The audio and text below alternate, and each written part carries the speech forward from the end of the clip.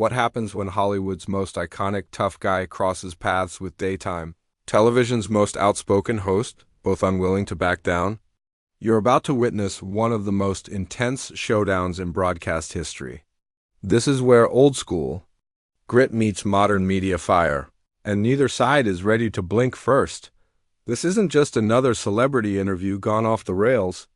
This is the moment Clint Eastwood reminded the world why he's been commanding respect for over 6 decades before. We dive in, hit that subscribe button, and drop a comment below, because once this starts, you're going to find yourself choosing a side fast on the morning of the interview. The energy backstage at The View was electric. Clint Eastwood, the very embodiment of rugged American masculinity, was scheduled to appear. At 94, he was still sharp as ever, promoting a new film that had critics buzzing. Joy Behar, known for her sharp tongue and confrontational style, had spent days preparing. She had crafted questions she believed would let her shine. The live audience was packed. Sensing that this episode might become something unforgettable, Clint made his entrance with that signature slow stride, immediately commanding attention.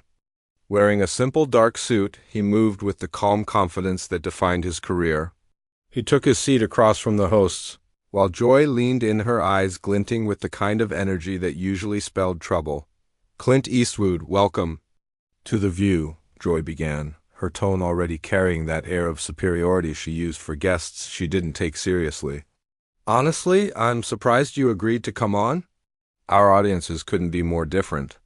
Clint narrowed his eyes slightly. It was subtle, but fans of his work knew it as the look that came right before things turned serious. "Joy," he said evenly, "I've always believed in hearing from all walks of life." "That's how you learn, really?" Joy responded, her tone growing more pointed. "Because your movies and your politics suggest a much more narrow perspective. Strong, silent, shoot first, ask later kind of thing." The other hosts exchanged wary glances. The conversation was heating up faster than expected. Clint didn't flinch. He sat still, locked in on Joy with that steely gaze. His response was cool and measured. "Sounds like you're confusing fiction with reality." "In my experience, those who talk the most usually have the least to say." The audience stirred. Joy's smile tightened. Her gestures became bigger as she leaned into the conflict. "Oh, so now you're going to give us the wisdom of Hollywood?" she asked. "Tell me, Clint, what makes you qualified to speak with authority? You've played cowboys and cops your whole career." "And you've played a character too," Clint said calmly, not missing a beat. "The difference is, I know when the acting ends." The tension in the studio grew thick. The other panelists looked uneasy, but Joy seemed to thrive on the friction. She sat back in her chair, raising her voice slightly. "Are you saying I'm fake? That I'm not real?" she asked, her voice rising. "I've spent years calling out power while you were off playing pretend." Clint didn't react to the bait. He adjusted in his seat, folding his hands in his lap. "I'm saying maybe you should listen more and preach less. I'm here as your guest, not a prop for a political grandstanding." Joy's tone sharpened even more. "Political grandstanding? This is journalism, Clint. Maybe you're not used to real questions. You probably prefer soft interviews where everyone worships you because of your legacy." The audience was hushed. The air felt heavy with anticipation. Clint's eyes stayed locked on hers. When he spoke, it was firm and filled with the weight of experience. "I've been doing this long enough to know the difference between journalism and performance. Real journalists ask to understand. You ask to hear yourself talk." Joy flushed. She glanced at the camera, then back at Clint. Her voice now sounded defensive, though she masked it with outrage. "You insult not just me, but the whole field of journalism. I expected this kind of arrogance from someone who's had nothing but yes men for 50 years. 60, Clint corrected softly. "And in that time, I've learned that respect isn't something you demand, it's something you earn." "You might want to consider that." An awkward silence fell over the room. Joy looked toward her co-hosts for support, but saw only nervous, silent faces. In the control booth, producers debated whether to cut to commercial or let the fireworks continued Joy, realizing she was losing her grip, decided to go for broke. You know what, Clint? Your problem is you can't handle strong women. You come from an era where women were supposed to be quiet. Now that we speak up, it threatens you. Clint gave her a smile. It wasn't a friendly one. It was that knowing, dangerous smirk familiar to anyone who'd seen him before a showdown on screen. He leaned in slightly, voice level. Joy, I've worked with some of the toughest women in this industry, Meryl Streep, Frances McDormand, Hilary Swank, and the difference is they build with their strength. They don't tear people down. They don't mistake being loud for being powerful. Joy froze for just a second, visibly thrown by the comparison. But instead of stepping back, she charged forward with the same fire that had earned her both. Fans and critics, don't lecture me on strong women, she snapped. Her voice was sharp now, high-pitched and shrill enough to make a few audience members shift uncomfortably. You think name-dropping a few famous actresses makes you some kind of champion of women? Those women succeeded despite the system you helped build. They had to play by your rules. Clint's voice was steady. But now there was steel beneath the calm. My system? Clint raised an eyebrow. I've directed and produced films that gave women leading roles back when Hollywood still treated them like props. And what exactly have you done, aside from criticizing everyone else's work? Joy laughed, but it wasn't amused. It was sharp, bitter. What have I done?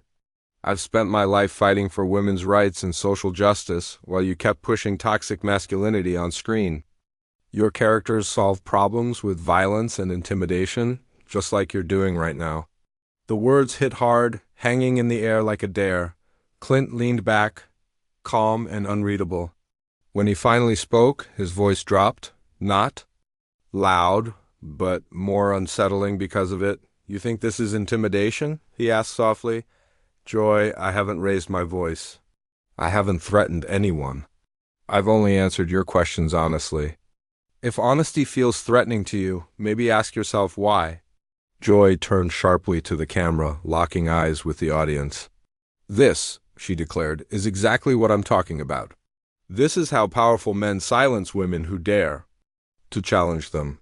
They use their image, their presence, their entire persona to make you feel small. No one's making you feel small but yourself, Clint replied coolly. You started this with insults. You've been twisting my words since the moment I sat down. I'm just refusing to play that game. Tension flooded the set. The other co-hosts looked increasingly uneasy. Whoopi Goldberg finally tried to steer things back. Maybe we could talk about Clint's new project, the reason he's here. But Joy wasn't ready to move on. Her eyes held that familiar fire regular viewers had come to recognize, the kind that always signaled a storm. No, I think this matters more. I think our viewers deserve to see the real Clint Eastwood, the man behind the myth. Clint turned toward her, meeting her glare head-on. You want to know who I really am? I'm someone who spent decades mastering my craft, respecting my colleagues, and telling stories that matter. I treat people with dignity until they show me they don't deserve it. What about you, Joy? Who are you when you're not performing outrage for the cameras? The question hit like a gut punch. Joy's face shifted, first shocked, then furious, then visibly unsettled. She looked around, scanning the studio for some kind of escape, but found only her co-hosts' strained expressions and the audience's silent attention. I'm someone who asks hard questions, she said, but the confidence in her voice had faded. I hold people accountable. For what? Clint asked. For having different opinions? For not parroting your politics? For not clapping at your performance?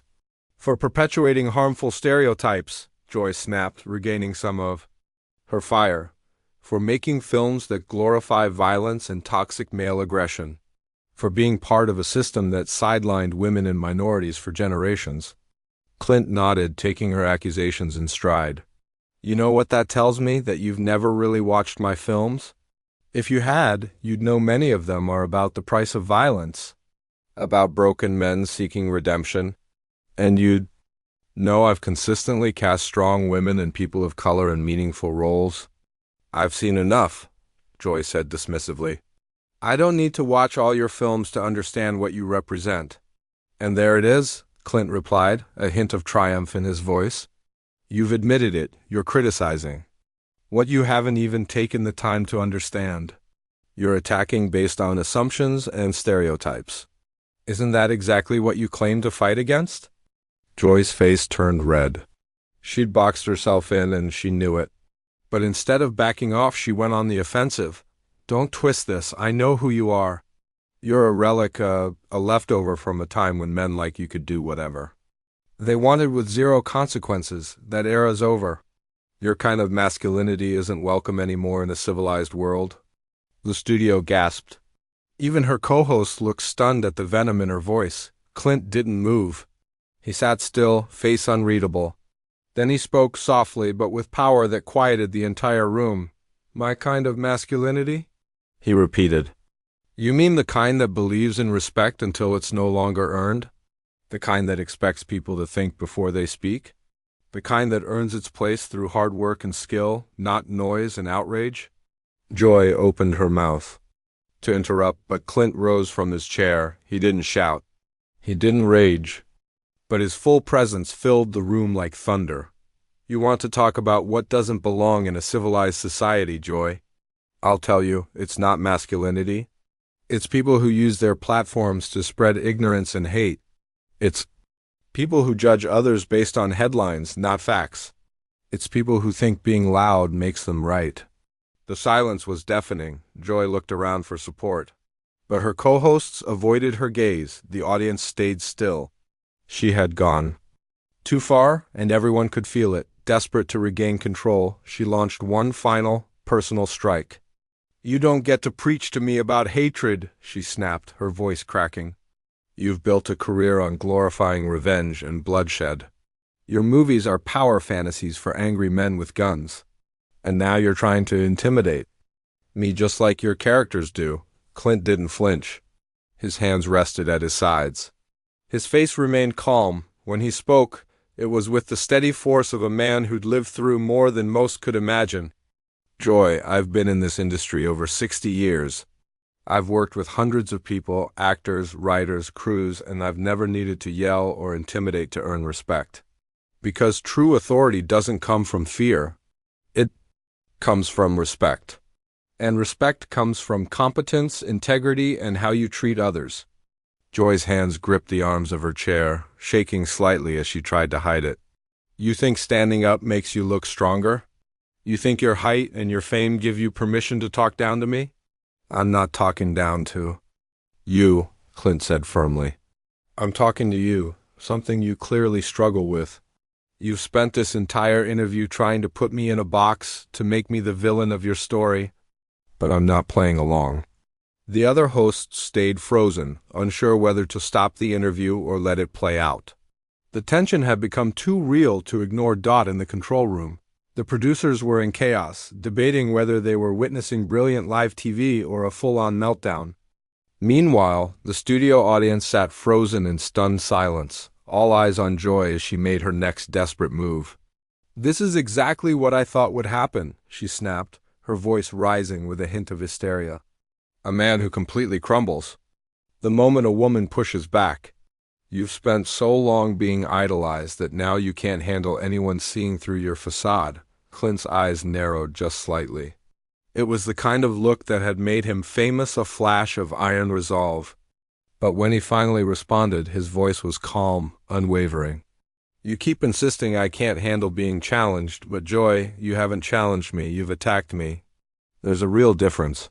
A challenge means presenting facts, asking genuine questions, having a real dialogue.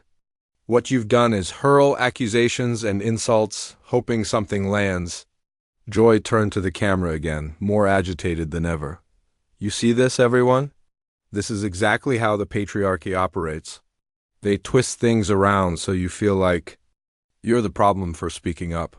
They gaslight you into thinking you're being unreasonable for demanding basic accountability. Clint stayed steady, his voice soft but firm. The only one making you look unreasonable is you. You invited me on your show and spent the entire time tearing me down. You've already admitted you haven't even seen my work. You've made assumptions. About who I am, based entirely on stereotypes and political buzzwords. That's not journalism. Honestly, it's not even entertainment. It's just ... That final word hit Joy like a slap. She physically flinched, her face flashing through a storm of emotions in rapid succession. When she spoke again, her voice trembled with anger. Don't you dare call me sad? I've spent my career fighting for women's rights and social justice. I've used this platform to speak truth to power, to hold people like you accountable for the harm you've caused. Clint leaned back into his seat slowly, every movement deliberate. You talk about speaking truth to power, but what truth have you actually spoken here today? You've thrown out baseless claims, criticized views I don't even hold, and attacked films you admit you've never watched. That's not truth. That's prejudice. Joy's breathing quickened, her entire demeanor unraveling. I don't need to sit through all of your movies to know what you stand for. You're the face of everything toxic about masculinity in America. A symbol, Clint repeated as if testing the word. So not a person, not someone with a mind, a heart, a history? Just a symbol for you to project your anger onto. But, exactly what's wrong with how you're approaching this? You don't see people, you see labels and stereotypes? The brutal clarity of his words landed hard. Joy glanced around, hoping to find support, but met only awkward glances and downcast eyes. Even her most faithful co-hosts seemed to be stepping away from her unraveling performance. You're trying to make this about me, she said, her voice growing increasingly desperate. But this is really about you and your influence. You've shaped generations of men to think that violence and emotional silence are how they should navigate the world. Clint leaned forward slightly, his tone almost fatherly now, which somehow made his words cut even deeper. Joy, I've made films about the cost of violence, about broken men learning to connect, about healing and redemption. If you had actually seen them instead of judging them based on assumptions, you might have understood that. I've seen enough, Joy snapped. But her voice was losing its edge. No, you haven't, Clint said firmly. You've only seen what fits your narrative. You've filtered everything through your personal biases. You've made up your mind about who I am without any genuine knowledge of my work or character. Then, Joy stood abruptly, her chair screeching behind her. I don't have to sit here and be talked down to by someone who represents everything I've fought against. This is my show, and I don't have to tolerate this. Your show? Clint repeated calmly. I thought this was The View, not The Joy Show. Maybe that's the real issue. His timing was devastating. The studio fell completely still. Joy's face flushed pale, then turned crimson, then drained again. She looked around as if just now realizing how much she'd lost the room, her co-hosts, her audience, even the energy. You know what? She said, her voice cracking with fury. I've had enough. You came here with one goal, to humiliate me in front of our viewers. Well, congratulations, you did it. Still seated, Clint remained composed. Joy, I came here to talk about my work. Maybe even have a thoughtful conversation. You're the one who turned it into a battle. You're the one who chose to attack. All I've done is respond with honesty. In the control room, producers scrambled, unsure if they were witnessing brilliant television or an absolute meltdown. On set, the audience sat frozen in silence as Joy made her next bold move. This is exactly what I expected, she snapped, her voice rising with a hint of hysteria. A man who can't handle being challenged by a woman. You're so used to being worshipped like a god, you can't cope with someone who sees through your act. Clint's eyes narrowed just slightly, revealing the unshakable resolve that had defined his career. Yet when he finally responded, his tone was calm, almost cold. You keep claiming I can't handle being challenged. But you haven't challenged me, Joy, you've attacked me. There's a difference. A challenge means facts, dialogue, and thoughtful questions. What you've done is hurl accusations, hoping one will land. Turning to the camera, Joy's voice grew even sharper. Do you see this, folks? This is how patriarchy survives. They twist things so that you seem like the problem just for standing your ground. For asking for basic accountability, Clint responded with quiet force. The only one making you look unreasonable is you. You invited me here, and from the start, it's been about tearing me down.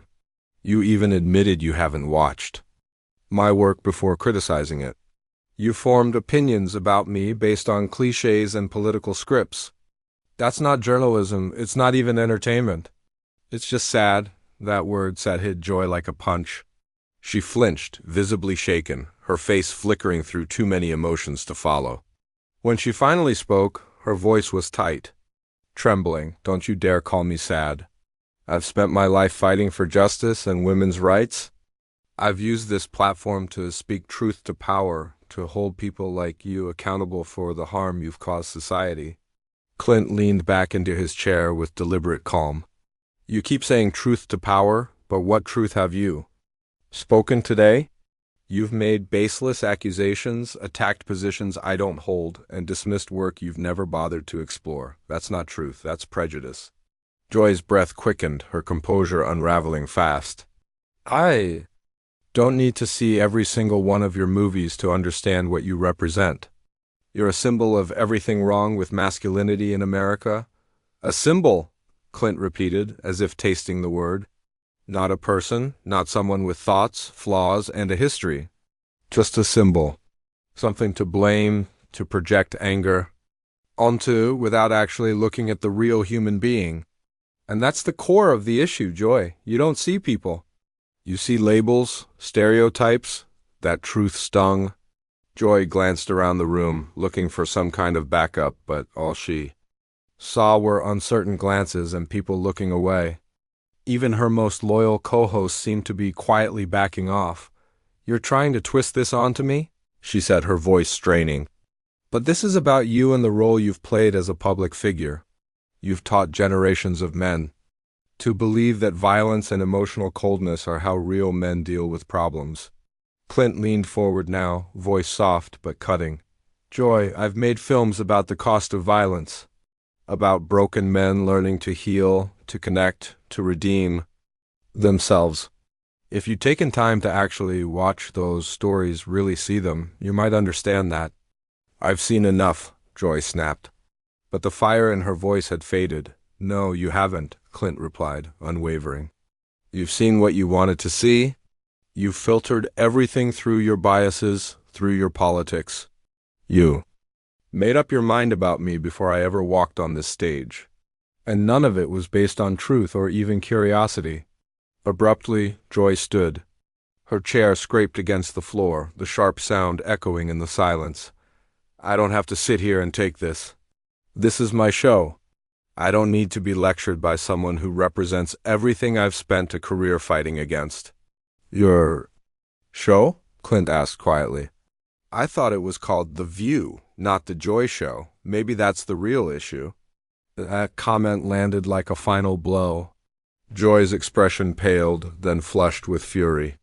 She looked around the studio as if waking up from a dream, finally realizing just how far she'd alienated everyone around her. You know what? She said, her voice cracking with rage. I've had enough. You came here just to humiliate me, to make me look foolish in front of our audience. And congratulations, you did it. Clint stayed seated, calm and unshaken. Joy, I came here to discuss my work and have a meaningful conversation. You turned it into a confrontation. You made the assumptions. You threw the insults. I just responded with honesty.